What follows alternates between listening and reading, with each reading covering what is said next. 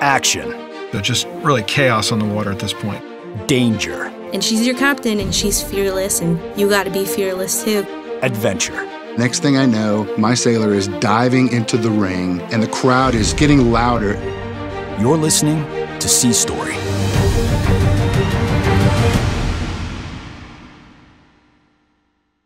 Episode 19, Fuji.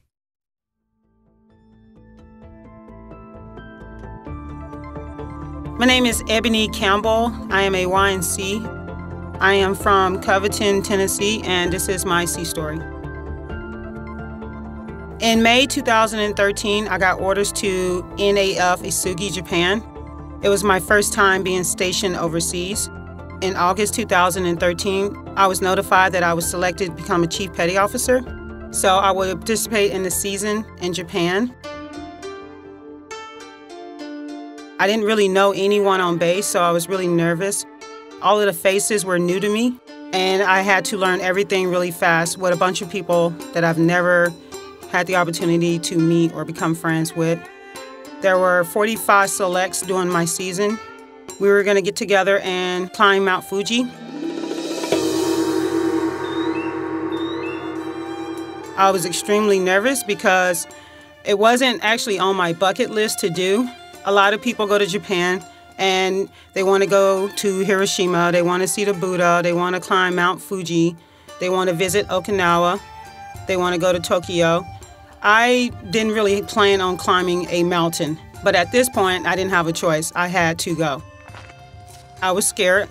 It was a physical challenge. I didn't know if I was going to be able to meet that.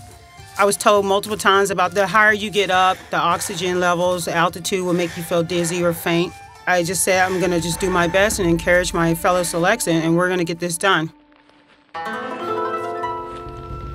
So we get to Mount Fuji early in the morning. We get off the bus, and we start walking. And we're walking, and we're walking, and we're walking. I am tired. I just want to stop and lay down, but I keep going.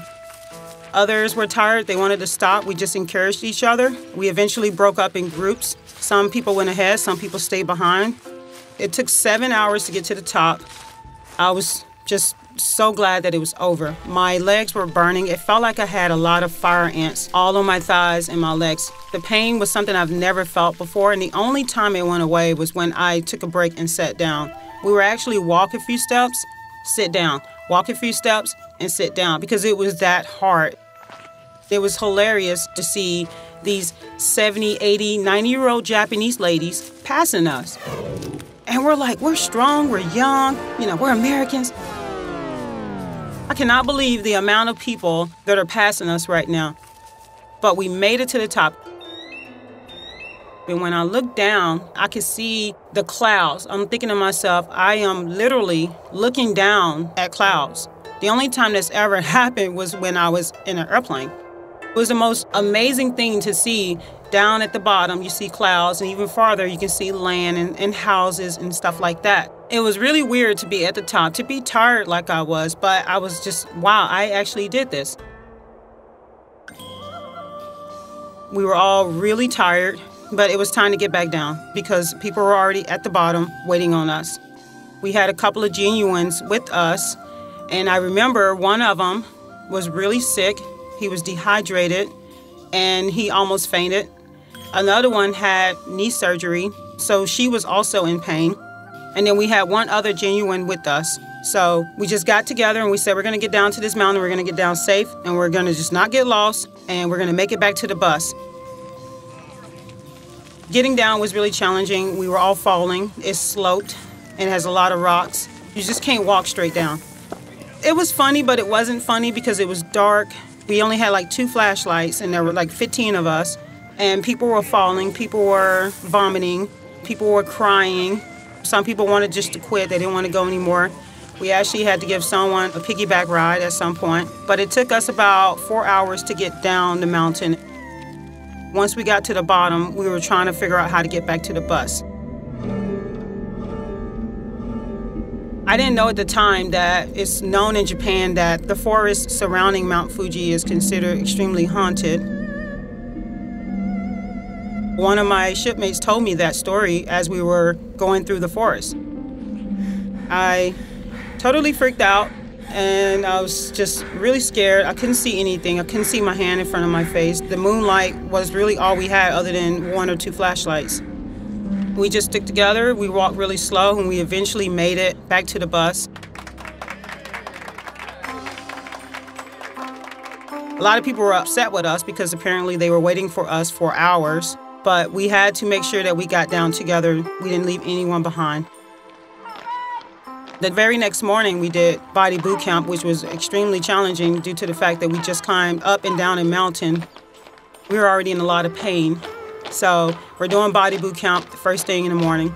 And then the very next morning, after that, the third day, we actually flew to Iwo Jima and we climbed Mount Suribachi.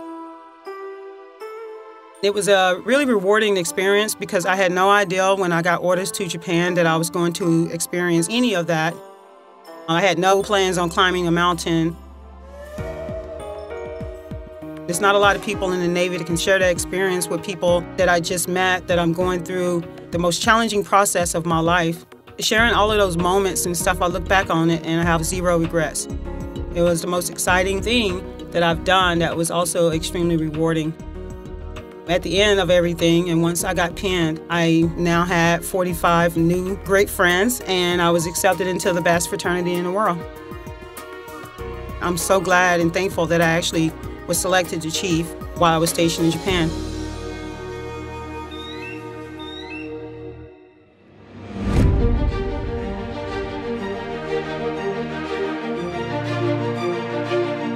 Sea Stories brought to you by America's Navy.